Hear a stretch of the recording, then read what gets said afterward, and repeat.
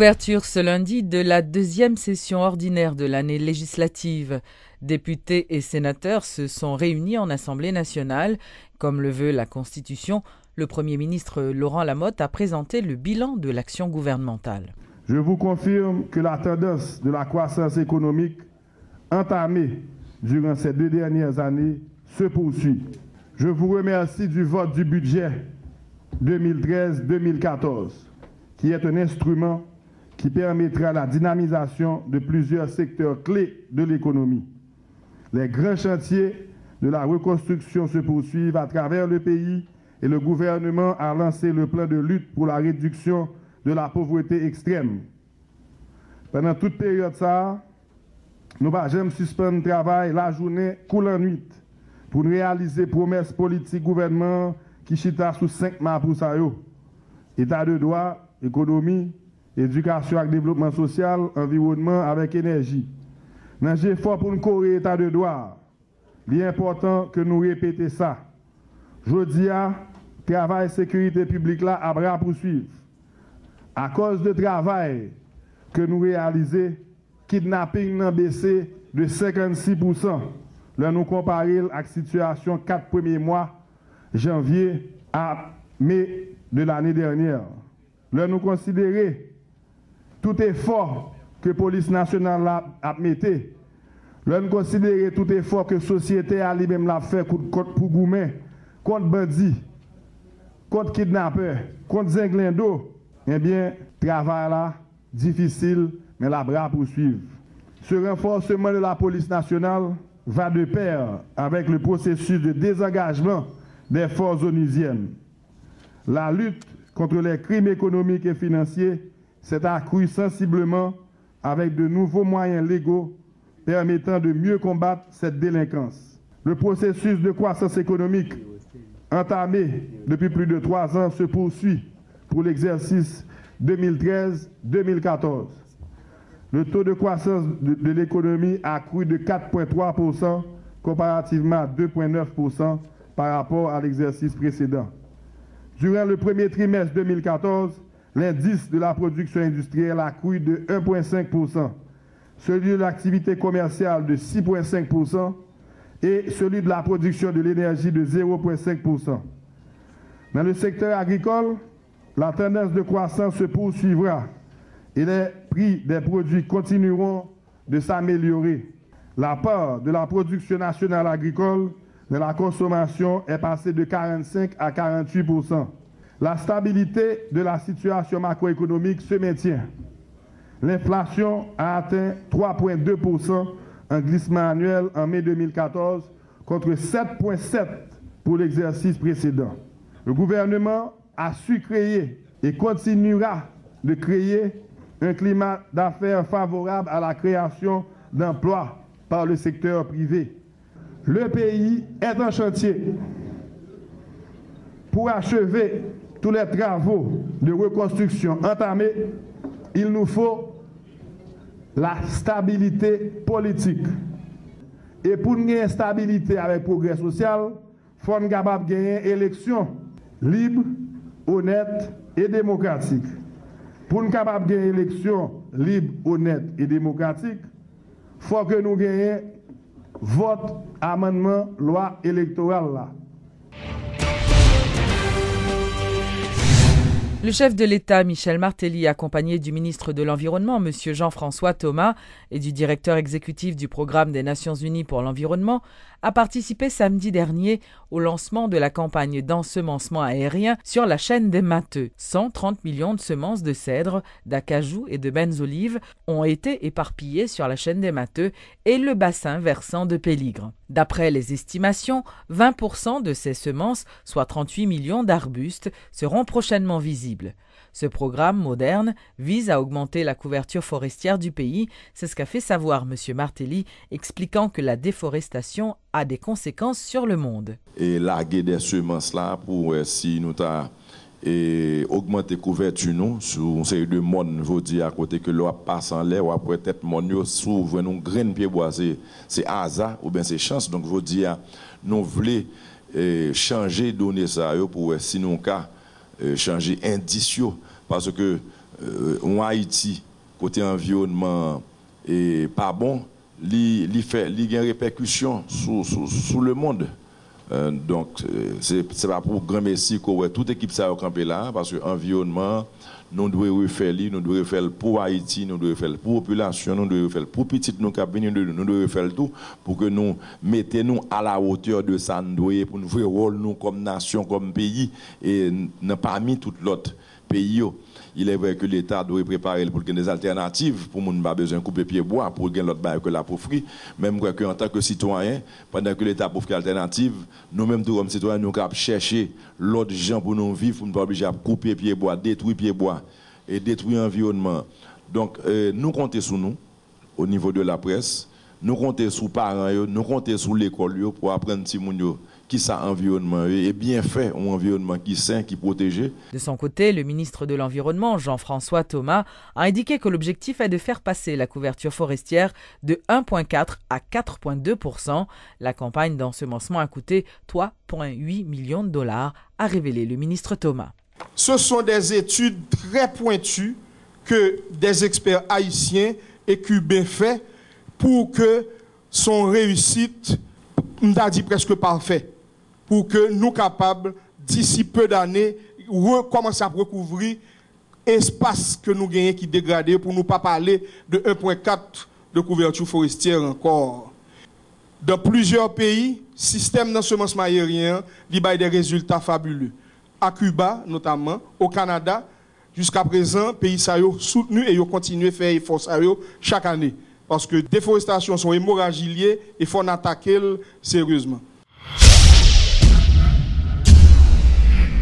Tenu le week-end dernier de la 8e édition du programme gouvernement Lakayu dans le département des Nippes. Le chef de l'État, Michel Martelly, a révélé que les négociations entre la présidence et le Sénat se poursuivront au cours de cette semaine. Il a aussi fait savoir que des sénateurs influents avaient sollicité un nouveau délai pour trouver une solution à la crise préélectorale. Même s'il s'est dit prêt à poursuivre le processus électoral en ayant recours à l'article 12 de l'accord d'El Rancho, le président entend faire montre de patience afin de faciliter une solution de consensus au problème. Nous saluons les sénateurs qui ont accompagné nous. Nous saluons tous les sénateurs qui ont accompagné nous et qui ont gourmé pour nous calmer l'élection, pour la loi électorale la voter. Tout le monde connaît l'effort que le président Martelly fait pour l'élection. Nous avons fait effort, nous avons composé 3 CEP déjà. Nous avons premier pour pays à passer autant CEP dans 2 ans. Chaque fois, je demande mon bagage, je pour me gagner l'élection. Pendant ce temps, et sous bloc, je ne vais pas gagner l'élection. Et tout le monde va pour qui ça. Nous allons parler sur ça parce que l'idée, ce n'est pas faire mon fâché.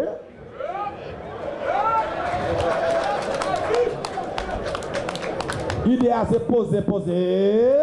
Le Premier ministre Lamotte, de son côté, a indiqué samedi lors du programme gouvernement Lakayu que 24 projets dans les domaines d'infrastructures urbaines, sanitaires, scolaires et d'électrification sont en phase d'achèvement dans le département des Nippes. Parmi ces projets figurent les travaux d'électrification de Payan, de Petite-Rivière de Nippes et l'extension du réseau de Icare à Muzotte et celle de Petite-Rivière. Le chef du gouvernement a dévoilé un plan d'aménagement touristique visant à mettre en valeur Saut-du-Baril, l'un des magnifiques sites historiques et naturels d'Ansavo. Il a supervisé aussi les différents travaux de rénovation en cours au centre-ville d'Ansavo. Il a exploré les sites historiques de la ville, dont les ruines de la résidence de l'ancien président Sudre d'Artignave, l'église Sainte-Anne, une stèle en hommage à Étienne Gérin, signataire de l'acte de l'indépendance, pour jauger leur potentialité touristique.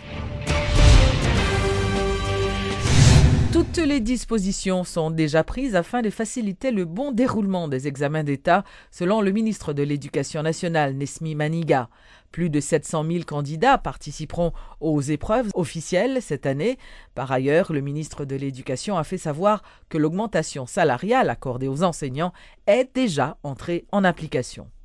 Dans pile disposition, le ministère prend pour examen bien passé.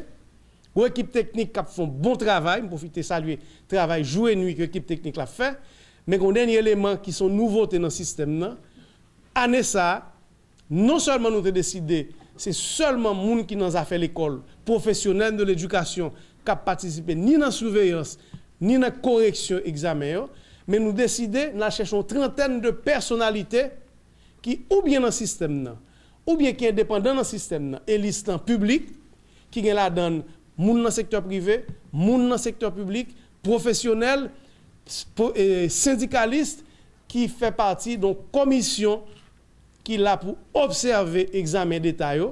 Donc, nous allons observer, analyser, faire des recommandations pour que nous gérions l'autre gens examen à partir de l'année 2014-2015. Un incident impliquant l'un de nos caméramans, Jean-Marie Bonheur, et un policier s'est produit ce lundi non loin du Théâtre National. Le policier, très agressif, a confisqué la caméra du journaliste alors qu'il filmait une scène au cours de laquelle un chauffeur de moto s'est fait gifler par un agent de la PNH, véhicule numéroté 1-419. Notons que suite à l'intervention du directeur départemental de la police de l'Ouest, Vladimir Paraison, la caméra a été finalement remise à notre reporter.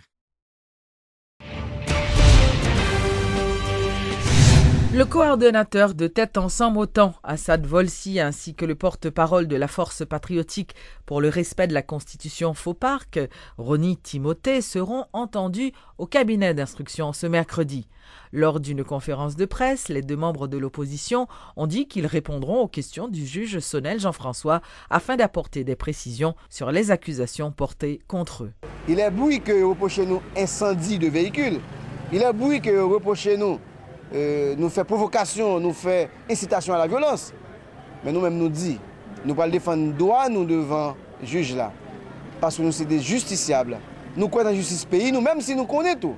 Et bien dans cette justice là, et bien c'est on est que les Géronel Sanon, et bien qui a dirigé son justice qui se coupe réglée. Donc nous confirmons pour tout le monde, toute organisation de base, tout le monde qui a supporté la démocratie dans le pays, que mercredi, nous allons devant le juge là pour nous répondre aux questions correctement, pour nous défendre tête. Quel que soit Jean Saillé, le ou la façon, nous ne pouvons pas faire battre.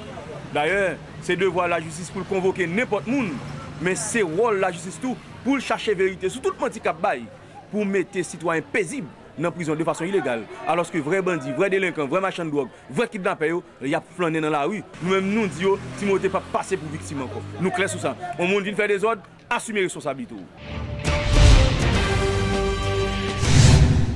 À quelques heures du lancement de la Coupe du Monde au Brésil, les Haïtiens se mobilisent. Drapeaux, t-shirts, graffitis sur les murs, les différentes bases s'appliquent à s'affirmer à leur manière. Si certains redoutaient que la situation économique et politique qui sévit actuellement dans le pays puisse diminuer l'enthousiasme des fans du ballon rond, le constat à travers les rues de la capitale prouve que les citoyens haïtiens comptent bien profiter de ce mois de plaisir sportif. Luc Nergaro en tournée à travers les rues de la ville. Dans moins de 72 heures, à l'Arena de Sao Paulo au Brésil, sera donné le coup d'envoi de cet événement planétaire. Entre-temps, dans le pays hôte, rien ne va plus. Manifestations, grèves, affrontements, bref, un vrai cauchemar pour les autorités brésiliennes. Cependant, en Haïti, pour le moins, dans la capitale haïtienne, la fièvre du mondial arrive timidement, mais à pas certain. À Delma, Pétionville ou encore à Port-au-Prince, le décor est planté, les bases se mobilisent. À Delma 55, les bases Brésil et Argentine sont bonnes voisines. Ensemble, elles assurent la décoration et leurs responsables annoncent la couleur pour ces jours de football. Moi, mondial, ça là, nous-mêmes, on a besoin d'enjoy, ou bien prendre plaisir, venir dans la base Brésil et 55, mais de l'autre côté, pas de deux côtés. Si nous tous, quand nous tête ensemble, quitte ces fanatiques Brésil et Argentine, parce que nous avons fait l'autre bagaille tout. Le mondial, une passion partagée par plus d'un. Un coup d'œil sur les véhicules qui circulent dans les rues de la capitale haïtienne le confirme. Les conducteurs s'affirment à l'aide du drapeau de leur équipe favorite. Un exercice qui fait plaisir aux vendeurs qui, eux également, se multiplient à chaque coin de rue. Il y a trois équipes qui font moins commencer le mondial. Pour l'Argentine, ou le Brésil, ou le Portugal. On ne peut pas gagner un drapeau là pour faire journée dans la rue, rentrer la carotte de $300. Ça, c'est menti. Sérieuse compétition pour les équipes et les joueurs.